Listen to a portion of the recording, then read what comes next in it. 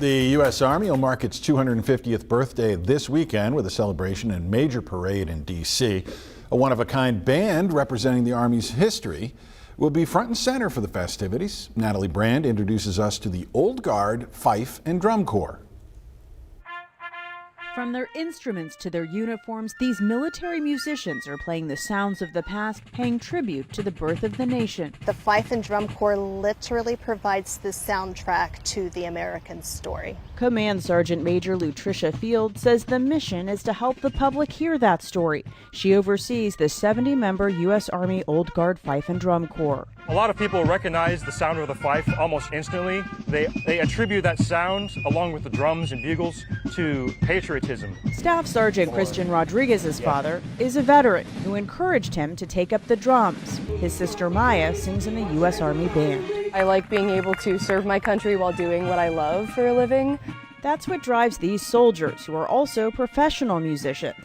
And they have a passion for the military's history. For Sergeant First Class Nathan Reifsteck, it goes back to both great-grandfathers' service in World War II.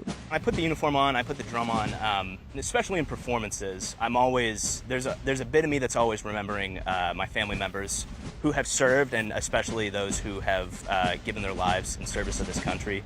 And Drum Major Aaron Morgan has found that a band honoring the past also has a way of inspiring the present. I think a lot of people don't know that they can feel that way just by, a musical performance or a marching show.